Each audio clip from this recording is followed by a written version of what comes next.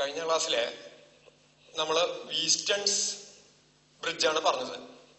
അതിന്റെ balancing condition പറഞ്ഞു. P/Q equals R/S എന്ന് പറഞ്ഞു. അതിനു മുമ്പ് തന്നെ നമ്മൾ പറഞ്ഞിരുന്നു കറന്റ് മെഷർ ചെയ്യാനുള്ള ഡിവൈസ് പറഞ്ഞു, വോൾട്ടേജ് മെഷർ ചെയ്യാനുള്ള ഡിവൈസ് വോൾട്ട് മീറ്ററും പറഞ്ഞു.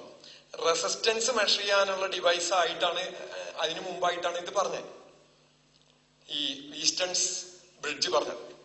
എങ്ങനെയാണ് ഇത് പ്രകാരം നമ്മള് റെസിസ്റ്റൻസ് മെഷർ ചെയ്യുക? ഇപ്പൊ ഇതില് ഈ P/Q ഈക്വൽസ് R/S എന്ന് പറഞ്ഞു. ഇപ്പൊ P അറിയില്ല, ബാക്കി 3 റെസിസ്റ്റൻസും അറിഞ്ഞാൽ, എക്സാക്റ്റ് ആയിട്ട് അറിഞ്ഞാൽ, വളരെ കൃത്യമായിട്ട് 3 റെസിസ്റ്റൻസിന്റെ വാല്യൂ അറിഞ്ഞാൽ 4ാമത്തെ റെസിസ്റ്റൻസ് നമുക്ക് എക്സാക്റ്റ് ആയിട്ട് കണ്ടുപിടിക്കാം. 4ാമത്തെ റെസിസ്റ്റൻസ് എക്സാക്റ്റ് ആയിട്ട് കണ്ടുപിടിക്കാം 3 എണ്ണത്തിന്റെ വാല്യൂ അറിഞ്ഞാൽ. 3 എണ്ണത്തിന്റെ കൃത്യമായിട്ട് അറിഞ്ഞാലാണ് 4ാമത്തെ. ഈ 3 എണ്ണം അറിയണത് ഒന്നുകൂടി കുറയ്ക്കാൻ വല്ല വഴിയുണ്ടോ എന്ന് ആലോചിക്കുമ്പോ നോക്കാം, നമുക്ക് ഇതിലൊരു മോഡിഫിക്കേഷൻ വരുത്തി നോക്കാം. ഇവിടെയുള്ള ഈ അടിയിലത്തെ 2 റെസിസ്റ്റൻസ് QS ഇതിങ്ങോട്ട് മാറ്റിയിട്ട് ഇതിന് പകരം I am connecting a uniform resistance wire. Uniform resistance wire connect ചെയ്തു വിചാരിക്കാം ത്രൂ ഔട്ട്. ഇതിൻ്റെ ഇടയിൽ ഈ എന്റെ ഗാൽവനോമീറ്റർ എന്റെ ഒരു ഫ്രീ ആയിട്ട് അങ്ങനെ ഇട്ടു, which can be called as a sliding contact. ഇതിന് കൂടെ നീക്കാവുന്ന രീതിയിൽ കോണ്ടാക്ട് ആയിട്ട് ഇട്ടു, സ്ലൈഡിംഗ് കോണ്ടാക്ട്.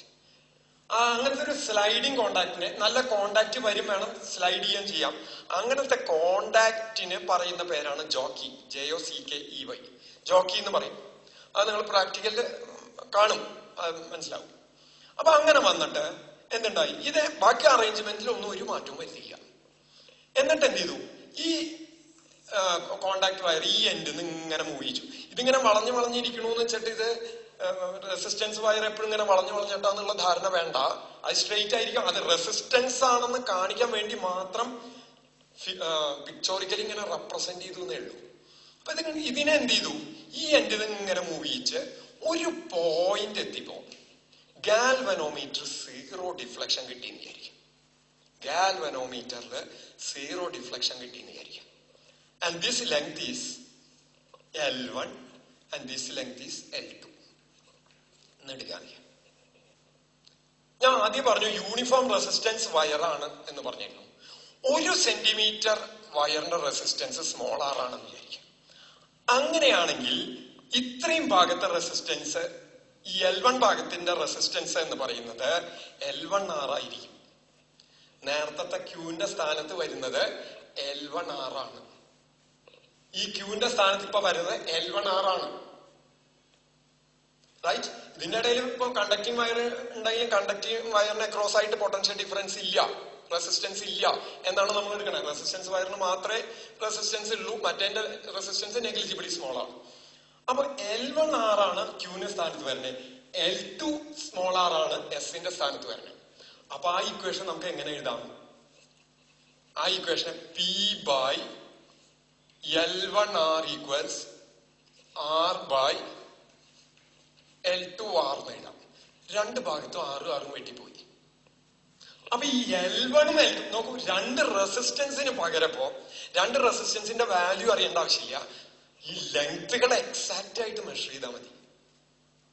എക്സാക്റ്റ് ആയിട്ട് മെഷർ ചെയ്യാൻ വെച്ചാൽ ഒരു റെസിസ്റ്റൻസിന്റെ വാല്യൂ അറിഞ്ഞാൽ മറ്റേ റെസിസ്റ്റൻസിന്റെ വാല്യൂ കണ്ടുപിടിക്കാം. ഇപ്പൊ 3 എണ്ണം എന്നുള്ളത് ചുരുക്കി നമ്മൾ ഒന്നിലേക്ക് വന്നു. ഇനി ഇതന്നെ ഇപ്പം 2 എണ്ണത്തിന്റെ ലെങ്ത്തുകൾ എക്സാക്റ്റ് ആയിട്ട് മെഷർ ചെയ്യണം, L1 L2. ഇതൊന്നും ഒഴിവാക്കാൻ എന്ത് ചെയ്തു വെച്ചാൽ ഈ വയറിന്റെ ലെങ്ത് 100 സെന്റിമീറ്റർ ആക്കി. 100 സെന്റിമീറ്റർ ആയി എന്ന് വിചാരിക്കുക. 100 സെന്റിമീറ്റർ ആയാൽ ഈ ലെങ്തിനെ പിന്നെ L എടുത്താൽ ഈ ലെങ്ത് 100 മൈനസ് L ആവും. അങ്ങനെ വരുമ്പോ ഇത് അറിയാത്ത റെസിസ്റ്റൻസിന് നമ്മൾ X എന്ന് കൊടുക്കുക, Pക്ക് പകരം X എന്ന് കൊടുത്തു.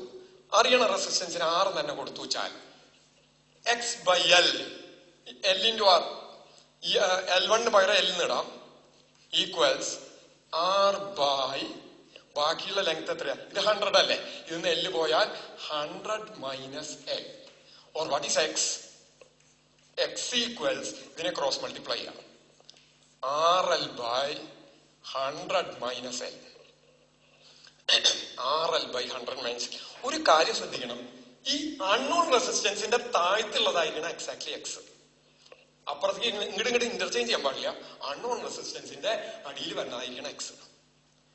അപ്പൊ ഈ മെത്തേഡിൽ നമുക്ക് എക്സാക്ട് ആയിട്ട് കണ്ടുപിടിക്കും. അപ്പൊ ഈ ഇങ്ങനെ വയർ വെറുതെ നമ്മൾ ഇട്ട് കഴിഞ്ഞാൽ അത് ഇപ്പൊ ചുളിഞ്ഞോ കോണ്ടാക്റ്റോ വന്നാൽ അത് ഷോർട്ട് ആവ് അല്ലെങ്കിൽ എക്സാക്ട് മെഷർമെന്റ് ആവില്ല. അപ്പൊ അത് സ്ട്രെയിറ്റ് ആയിട്ട് തന്നെ നിൽക്കണം.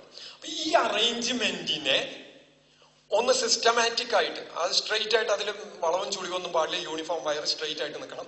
അപ്പൊ അതിനെ സ്ട്രെച്ച് ചെയ്ത് നിർത്തണം. അതിന്റെ ലെങ്ത് മെഷർ ചെയ്യണം. അപ്പൊ ആ സ്ട്രെച്ച് ചെയ്ത വയറിന്റെ പാരലായിട്ട് ഒരു സ്കെയിലും കൂടി കൊടുത്താൽ എക്സാക്ട് ആയിട്ട് നമുക്ക് ആ ലെങ്ത് മെഷർ ചെയ്യാം. അത് അങ്ങനെ സ്ട്രെച്ച് ചെയ്ത് ലെങ്ത് എടുത്തിട്ട് അത് പാരലായിട്ട് ഇതാവണമെങ്കിൽ സ്കെയിൽ മുട്ടിച്ചുകൊണ്ട് കാര്യമില്ല, കണക്ഷൻ കൊടുക്കാൻ പറ്റില്ല. അപ്പൊ ഇതൊക്കെ ഒരു വുഡൻ ബേസും അറേഞ്ച് ചെയ്താൽ മതി.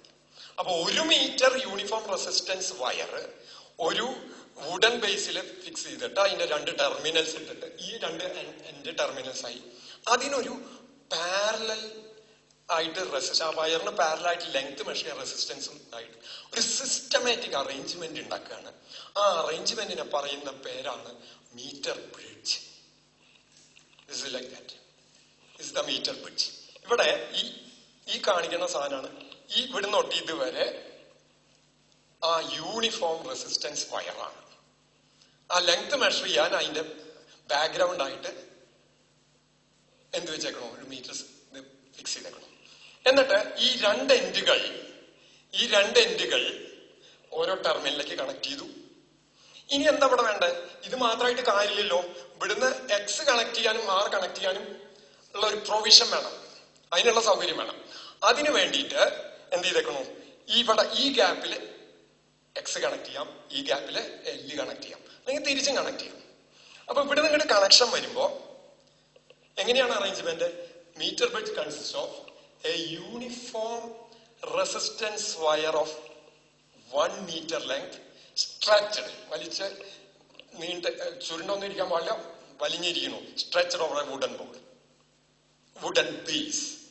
A meter scale is fixed parallel to the wire.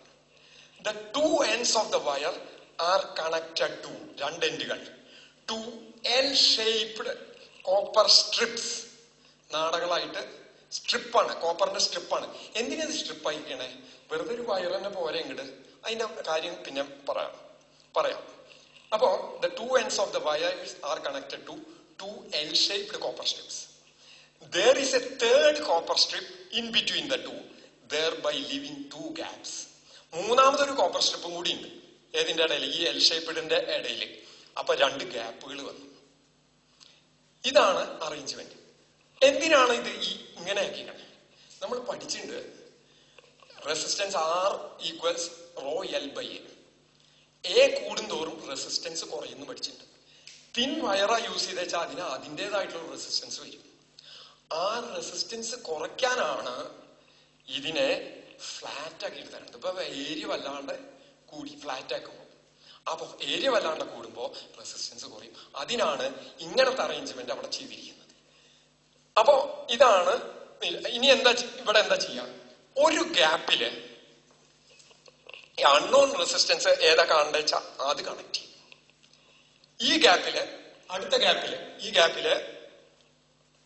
Non resistance connect ചെയ്യും. നോൺ റെസിസ്റ്റൻസ് വെച്ചാൽ സാധാരണ ഒറ്റ വാല്യൂ അല്ല ഇടുക, പല വാല്യൂസും ഇടാവുന്ന ഒരു റെസിസ്റ്റൻസ് ബോക്സ് ആണ് ഇടുക. അതിന്റെ വർക്കിംഗ് ഞാൻ പിന്നെ പറയാം. അപ്പൊ ഇവിടെ ഇതിട്ടു, ഇവിടെ അൺനോൺ റെസിസ്റ്റൻസ് എക്സ് ഇട്ടു, അതായത് ഇവിടെ R ഇട്ടു. R എന്ന് പറഞ്ഞാൽ നോൺ റെസിസ്റ്റൻസ്. ഇനി ഇതിന്റെ നടുക്ക് കൂടെയാണ് ഗാൽവനോമീറ്റർ വരുന്നത്. ഗാൽവനോമീറ്റർ ഞാൻ കഴിഞ്ഞ ക്ലാസ്സിൽ കാണിച്ചിട്ടുണ്ട്.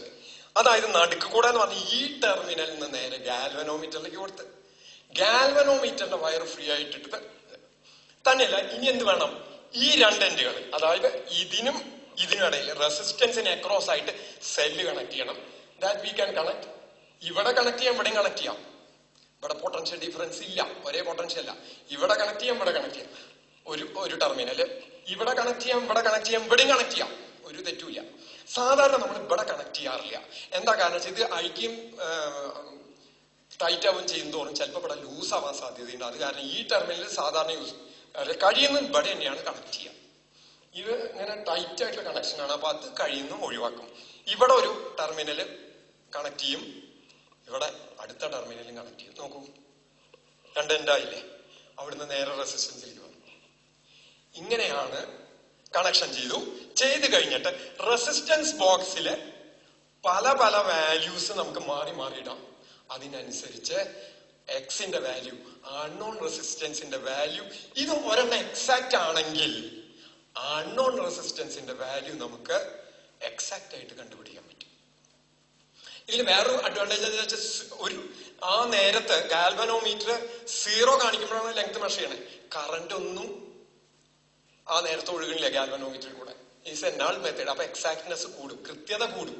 കറന്റ് ഒഴുകിയിട്ട് അതാവണെന്ന് വെച്ചാൽ കറന്റ് കാരണം ഒരു പൊട്ടൻഷ്യൽ ഡ്രോപ്പോ വേരിയേഷനോ വരാം. ഇവിടെ അല്ലാതെ മെയിൻ ആയിട്ട് വരിക വോൾട്ട് മീറ്ററിലൊക്കെയാണ് അത് വരിക. അതും കൂടി ഉണ്ടാവില്ല, എക്സാക്ട് ആയിട്ട് മെഷർ ചെയ്യാൻ സാധിക്കും. അങ്ങനെ ആറിന്റെ വാല്യൂ വേരി ചെയ്തിട്ട് പല പല വാല്യൂസിനും ചെയ്യാം. പിന്നെ എൻഡുകളിൽ ചിലപ്പോൾ വല്ല ഇവിടെ കോണ്ടാക്ട് ഇതാണെങ്കിൽ അങ്ങോട്ടും ഇങ്ങോട്ടും മാറ്റിയിടുക. എക്സിനെ ഇപ്പുറത്തേക്ക് ഇടുക, ആറിനെ ഇപ്പുറത്തേക്ക് വിട്ടിട്ട് ഇന്റർചേഞ്ച് ചെയ്ത് അതിന്റെയും കൂടി ആവറേജ് വാല്യൂ എടുത്താൽ എറർ കണ്ടമാനം കുറയും.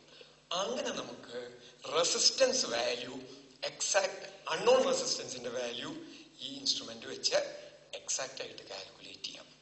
ഇതാണ് മീറ്റർ. ഇത് നമുക്ക് തിയറിക്കും വരും, ഇമ്പോർട്ടന്റ് ആണ്. അതേപോലെ തന്നെ പ്രാക്ടിക്കലിൽ നമ്മൾ തന്നെത്താൻ ചെയ്യണതാണ്.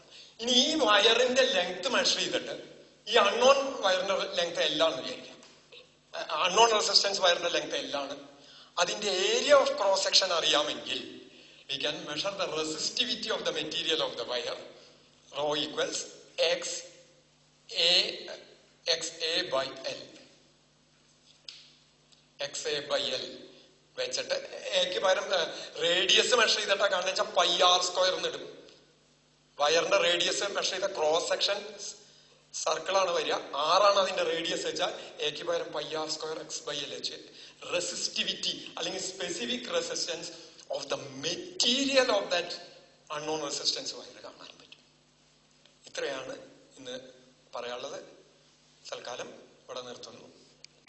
നമുക്ക് അപ്പൊ ആ മീറ്റർ ബ്രിഡ്ജിന്റെ ഒരു സർക്യൂട്ട് ഡയഗ്രം ഇങ്ങനെ വരച്ചാൽ പോരാ, അതൊന്ന് വരച്ചു നോക്കാം.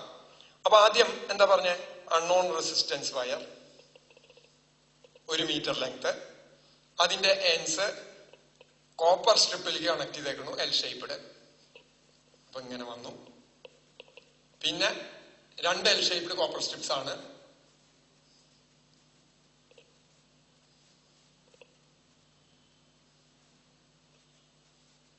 രണ്ട് എൽ ഷേപ്പ്ഡ് കോപ്പർ സ്ട്രിപ്പ്. പിന്നെ അതിന്റെ ഇടയ്ക്ക് ഒരു 3rd കോപ്പർ സ്ട്രിപ്പ് ഉണ്ട്, ഗ്യാപ്പ്. ഇവിടെ നമ്മള് അൺനോൺ റെസിസ്റ്റൻസ് കണക്ട് ചെയ്യണം, എക്സ്. അതിങ്ങോട്ട് കണക്ട് ചെയ്തു. ഇവിടെ നമ്മള് റെസിസ്റ്റൻസ് ബോക്സ് R കണക്ട് ചെയ്യണം, റൈറ്റ്. ഇനി ബാറ്ററി എവിടുന്ന കണക്ട് ചെയ്യണേ നോക്കൂ. ഇതിനിടയ്ക്കാണ് കണക്ട് ചെയ്യണത്. ഒന്നുകിൽ ഇങ്ങനെ ബാറ്ററി കണക്ട് ചെയ്യാം, അല്ലെങ്കിൽ ഇതും ഈ ടെർമിനലും ഇവിടെയും ഒരേ പൊട്ടൻഷ്യലാണ്, ഇവിടെയും ഒരേ പൊട്ടൻഷ്യലാണ്. അപ്പൊ ഇതിനെ ക്രോസ് ആയിട്ട് കണക്ട് ചെയ്യാം. രണ്ടും കൂടി വേണ്ട, ഏതെങ്കിലും ഒരെണ്ണം മതി. അപ്പൊ അത് ഇങ്ങനെ കണക്ട് ചെയ്യാം. സെല്ല് ഇവിടെ വേണമെങ്കിൽ ഓൺ ചെയ്യാനോ, സെല്ല് ആവശ്യമില്ലാത്ത നേരത്തെ ഓൺ ചെയ്യാനോ ഓഫ് ചെയ്യാനോ ഒരു കീ അല്ലെങ്കിൽ സ്വിച്ച് ഇടാം. ഇനി നടുക്കത്തെ ടെർമിനലിന് ഒരു ഗാൽവനോമീറ്റർ G, അവിടുന്ന് ഒരു സ്ലൈഡിംഗ് കോണ്ടാക്ട് ജോക്കി, ഈ ലെങ്ത് L.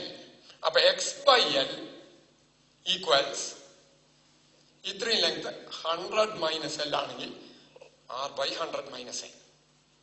ഇനി ഇതില് ഒരു കാര്യം കൂടി പറയാനുള്ളത്, റെസിസ്റ്റൻസ് ബോക്സ്. ഇതാണ് റെസിസ്റ്റൻസ് ബോക്സ്.